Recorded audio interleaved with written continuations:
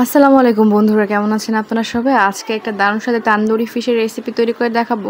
বন্ধুরা, তান্দুরি ফিশ তৈরি করা কিন্তু খুবই সহজ। চাইলে আপনারা হোটেলের স্টাইলেই কিন্তু বাসায় বসেই এত মজাদার তান্দুরি ফিশ তৈরি করতে পারবেন। আজকে দেখাবো ঘরোয়া পদ্ধতিতে কীভাবে আমরা তান্দুরি ফিশ তৈরি করে দেখাবো। এর জন্য আমরা এখানে নিয়েছি আমরা এখানে রসুন বাটা, নিয়েছি জিরা পাউডার, নিয়েছি আদা বাটা, নিয়েছি কাঁচামরিচ বাটা, আর নিয়েছি শুকনো মরিচের পেস্ট, নিয়েছি রসুন বাটা, আর নিয়েছি পেঁয়াজ বাটা রসুন বাটা দুইটাই নিয়েছি। তারপরে নিয়েছি হলুদ, আর নিয়েছি 5 ফোড়ন, তারপরে নিয়েছি লবণ। বন্ধুরা, এইভাবে যদি তন্দুরি ফিশ বানানো হয় এটা কিন্তু খেতে অনেক বেশি ভালো হয়। এই তান্দুরি ফিশ কিন্তু অসম্পূর্ণ হয়ে যাবে যদি এই লেবুটা নিয়ে তান্দুরি ফিশটা বানানো হয়। লেবুর জন্য কিন্তু স্বাদটা অনেকটা বেড়ে যায়। আমরা এখানে লেবু নিয়ে ভালোভাবে কিন্তু মশলার সাথে মাখিয়ে নিব। এইভাবে একবার হলেও বাসায় তান্দুরি ফিশের রেসিপি তৈরি করে দেখাবেন, আর এতটা মজা হয়, মনে হয় তান্দুরি ফিশ না, তান্দুরি চিকেন খাচ্ছেন আপনারা। এইভাবে কিন্তু তান্দুরি ফিশের মশলাটা বাসায় আপনারা ঘরোয়া পদ্ধতিতে বানিয়ে নিতে পারবেন। খুব সহজে একটা তান্দুরি ফিশ বানানো যায়। বাসা ছোট বড় কিন্তু সবাই কিন্তু চাইলেই তান্দুরি ফিশের রেসিপিটা বাসায় করে খেতে পারবে। বন্ধুরা, এ পর্যায়ে এসে আমরা মাছের এপিট ওপিট গায়ে ভালো করে কিন্তু এখন তান্দুরি ফিশের যে মশলাটা আছে এটা গায়ে মাখিয়ে নিব। সাধারণত হয় কি, মাছটা কিন্তু এভাবে ভালোভাবে মাঝখান দিয়ে চিড়ে নিতে হবে যাতে তান্দুরি ফিশটার মশলাটা যেন ভিতরে ঢুকে যায়। এভাবে কিন্তু ভালো করে এপিট ওপিট উল্টে পাল্টে তারপরে কিন্তু মাছের মশলাটা গায়ে মাখিয়ে নিতে হবে।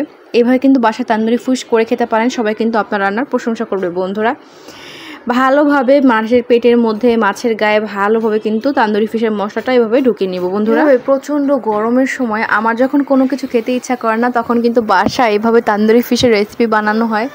আর বিশেষ করে ছাদে বসে কিন্তু তান্দুরি ফিশ খেতে কেমন জানি খুব ভালো লাগে না, বা বাসার বারান্দায় বসে তান্দুরি ফিশ খেতে কিন্তু অনেক বেশি ভালো লাগে। এভাবে আমরা যে কোনো একটা বড় সাইজের মাছটাকে কিন্তু আমরা এভাবে তান্দুরি ফিশ তৈরি করতে পারি, যেটা খেতে আসলে অসাধারণ হয়। এবার চুলায় একটা তেল গরম করে তেলটাকে খুব ভালোভাবে গরম করে নিতে হবে যাতে মাছটা ফ্রাইটা অনেক বেশি ভালো হয়।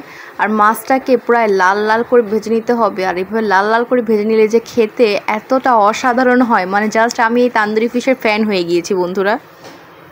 বন্ধুরা, আপনারা চাইলে কিন্তু মাছটাকে মাখানোর পরে আধা ঘন্টা কিন্তু ম্যারিনেট করে রাখতে পারেন, যাতে কিন্তু মাছের স্বাদটাও বেড়ে যাবে।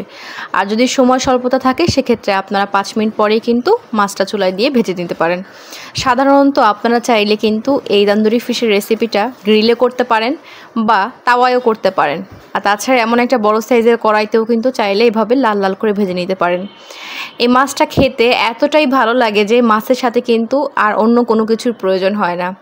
এইভাবে বাসায় যখনই আমার কোনো কিছু খেতে ইচ্ছা করে না, এই তান্দুরি ফিশটা কিন্তু হোটেলে থেকেও বেশি মজা হয়। বাসায় চাইলে এভাবে কিন্তু মজাদার তান্দুরি ফিশের রেসিপিটা বাসায় তৈরি করে খেতে পারবেন। অবশ্যই মশলাটাকে মাছের গায়ে এইভাবে মাখাবেন যেন ভালো করে মাছের পেটের মধ্যে, মাছের শরীরের ভিতরে ভালোভাবে মশলাটা ঢুকে, তাহলে কিন্তু মাছটা খেতেও খুব ভালো লাগবে। বন্ধুরা, আমরা এখানে সয়াবিন তেল দিয়ে মাছটাকে ভেজে নিয়েছি। আপনারা চাইলে কিন্তু সরিষার তেল দিয়েও মাছটা ভেজে নিতে পারেন, তাতে টেস্টটা একটু ডিফারেন্ট আসবে। অবশ্যই প্রথম দিকে চুলার জালটা একদম বাড়িয়ে দিলেও মাঝখান বরাবর এসে বা 30 সেকেন্ড পরে কিন্তু জালটা একদম মাঝারি থেকে একটু কমে দিয়ে দেবেন, নাহলে মাছটা কিন্তু পড়ে যাওয়ার সম্ভাবনা থাকবে। অবশ্যই একটু লো ফ্লেমে ভেজে নিতে হবে যেন মাছটা একদম কড়কড়া ভাজা হয়। আর এভাবে কড়কড়া ভাজা হওয়ার পরে কিন্তু আপনারা চাইলে এই তন্দুরি ফিশটা ট্রাই করে দেখতে পারেন। বন্ধুরা, দেখুন কি সুন্দর হয়েছে তান্দুরি ফিশের রেসিপিটা। অবশ্যই এই রেসিপিটা খেলে আপনারা জাস্ট তান্দুরি ফিশের ফ্যান হয়ে যাবেন।